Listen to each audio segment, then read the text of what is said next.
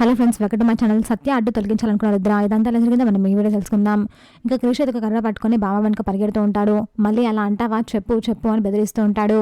నన్ను వదలరా, నన్ను వదిలిపెట్టరా అని బామ్మ అయితే అటు ఇటు తిరుగుతూ ఉంటుంది. ఇంకా సత్య వచ్చి ఏమైంది క్రిష్, అసలు ఏమైంది, ఇక్కడ ఏం జరుగుతుంది, మీ బామ్మగారిని ఎందుకులా తరుముతున్నావు అని అడుగుతూ ఉంటుంది. చెప్పు, మళ్ళీ అలా అంటావా అనవా అని క్రిష్ అయితే బామ్మని బెదిరిస్తూ ఉంటాడు. ఇంకా బామ్మ భయపడుతూ సత్య వెనకాల దాక్కుంటుంది. అసలు ఏమైంది క్రిష్, ఏంటి బామ్మ ఇదంతా అని సత్య అడుగుతుంది. చూడు, మళ్ళీ ఫస్ట్ నైట్ కి ముహూర్తం అంటుంది. ఒకసారి ముహూర్తం పెట్టినట్టుగా పెంట పెంట అయిపోయింది. మళ్ళీ ముహూర్తం అంటే ఇప్పుడు 2 రోజులు ఆగల్లో ఏమో, ముహూర్తాలు అన్ని వర్కౌట్ అవ్వవు అని క్రిష్ అయితే అంటూ ఉంటాడు.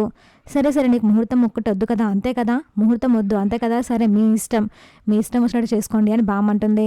అదే లెక్క, అలా అనాలి అని క్రిష్ అయితే అంటూ ఉంటాడు. ఇంకా వీళ్ళల్లారంతా పైనుంచి మహాదేవయ్య రుద్ర అయితే చూస్తూ ఉంటారు. క్రిష్ ప్రేమగా సత్య దగ్గరికి వెళ్ళి చూసావా, ఇప్పుడు బామ్మ కూడా మన ఫస్ట్ నైట్ కి ఎలాంటి అడ్డంకులు లేకట ఒప్పుకుంది, ఇంకా మనం డైరెక్ట్ గా ప్రొసీడ్ అవ్వాల్సింది అని క్రిష్ అయితే అంటూ ఉంటాడు. దీనికి సజ్జ సిగ్గుపడుతూ క్రిష్ వైపు చూస్తూ ఉంటుంది.